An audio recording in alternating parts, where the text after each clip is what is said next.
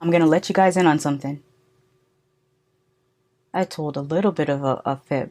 I am going to include Leprechaun because I discovered that I actually already reviewed Leprechaun and I had the file and I never posted it. So I'm just gonna post it here in this video. Even though it's not technically an Irish film, it's an American film about a creature that comes from Irish folklore.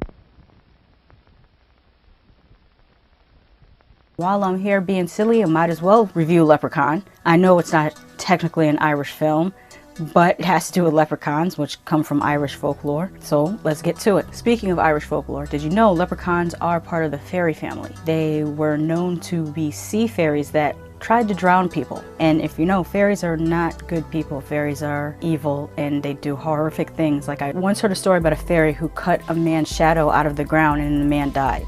That's how fairies are. The most accurate depiction we've seen of fairies so far in movies is in Labyrinth, when a fairy bit the girl on the finger and she was like, ow, it bit me. And Hoggle was like, well, what'd you expect it to do? It's a fairy. Anyways, let's talk about one of the most famous type of fairies, which is I started to say Labyrinth, which is a leprechaun. Before today, I hadn't seen Leprechaun since 1993, which is pretty sad. I've seen Leprechaun in the Hood multiple times. I've even seen Leprechaun in space at least twice.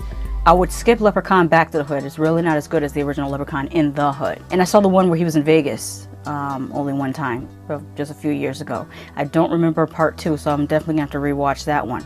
But like I said, I haven't seen the original Leprechaun since it actually came out in 1993. This movie starts with a man who has returned from Ireland with some of the leprechaun's gold that he stole, which of course prompts the leprechaun to come after his ass. He's able to imprison the leprechaun before he falls ill with a stroke. About 10 years later, a new family moves into the house and the leprechaun is still imprisoned in the crate in their basement, unbeknownst to them. And so of course, eventually the leprechaun gets free and he wants his gold, and you know how that goes. The story's interesting enough. The effects were pretty good. I always liked the creature design of the leprechaun, and also the aftermath of the leprechaun's attacks were done very well. One of the best effects is at the end of the movie when the leprechaun meets his sort of demise. I say sort of because we know that there's sequels, so obviously it's not his final demise, but in part 1 we'll say it's his sort of demise. Gosh, this is hard. I've been trying to work on cursing less in these videos because I was reminded that kids watch YouTube a lot. Sometimes we as YouTubers don't remember that there are children watching us, and some YouTubers may not care, but I'm trying to respect the children, so I'm trying to curb the cursing as much as possible so that children can enjoy these videos as well. And what made me think of this is that Leprechaun is in my opinion, a children's horror movie. Children need horror movies too. Children need an introduction to horror that is semi-safe. When I mean semi-safe, you gotta get a little bit scared, or else what's the fun in it? I think this makes a really good children's horror movie because the action in it is steady enough for them not to be bored.